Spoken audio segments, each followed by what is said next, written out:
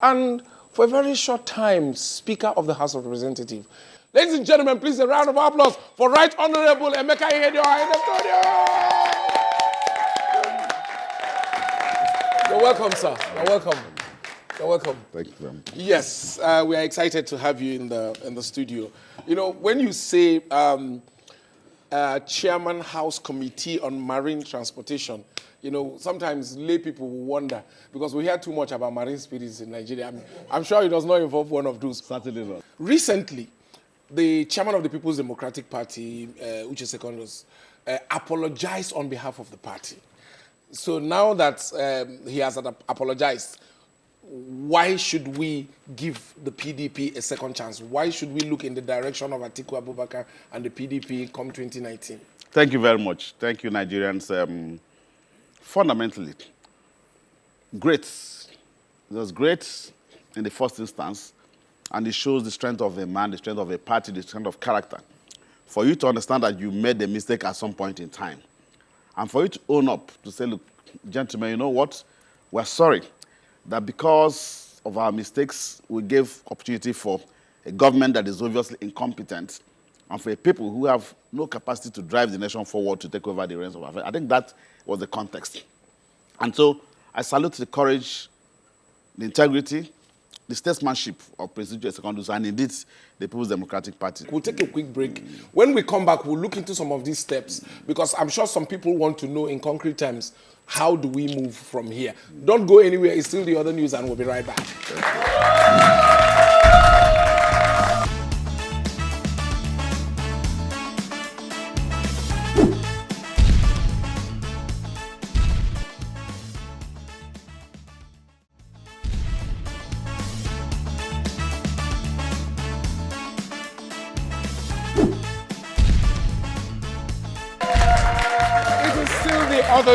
It's still the other news, and our conversation with Right Honorable Emeka Ihedioha continues. If you're just joining us, please pay attention. Nigerian lawmakers are synonymous with high income. In fact, some of the statistics that has been branded all over the place says that our lawmakers are the highest paid in the world. As a former lawmaker, how do we justify this bumper package that lawmakers are taking home every time? I don't understand. People have also said that people in the executive are also amongst the highest paid. So how do are we supposed to pay the much that we pay to our lawmakers, considering how regular they sit? Because sometimes you see the chamber on television and some of them are never there. How do we justify that pay? Nigerians want to know. Now, let me tell you how legislature operates. Certain persons, that's why we have committees. Yeah. Some committees, at certain point in time, do not sit in plenary. Yeah. Now, so members of those committees either perform oversight functions or they're indeed busy doing one thing or the other. That is also part of lawmaking. Yeah. In lawmaking, you have appropriation processes. We are talking about pay. I'm coming. We are not talking about I'm coming. No. You see, when people talk about the bloated nature of the package, yes. No, that is not true. That is not true. That is not true. That is not true. That's not fair. I'll give you an instance.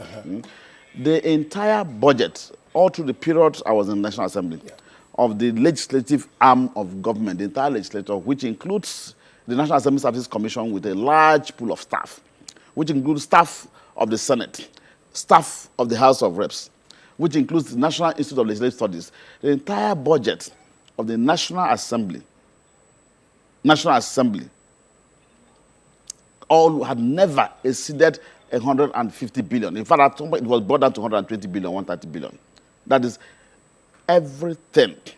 Capital projects. I'm coming, sir. Okay. Purchase of vehicles, construction, hospitals, emolument of staff, allowances, everything is encompassed. Now, that is about the budget of only one federal ministry.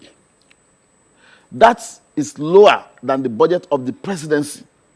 Only the president and vice president are elected in the executive arm of government at the national level. Every person is appointed, but they wield enormous powers. They try to appropriate which... And by extension, enormous resources. And they try to appropriate resources of a nation. But the appropriation of resources of a nation is vested in the legislature, who are elected to represent interests in the case of the House of Reps, 360 federal constituencies, and in the case of the Senate, 109 federal constituencies. Okay, so and fine. And you don't appropriate for yourself. Yeah. You appropriate for the development of your areas in different sectors.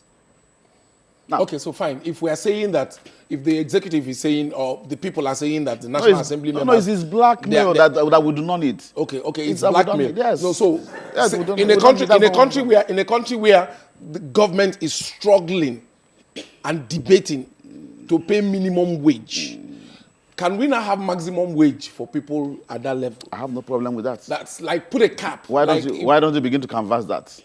I mean, no. I'm asking. Having been in the Green Chamber, do you think our legislators will want to approve a move like this? Why would they not? I mean, are they the highest paid? They are not the highest paid in the country.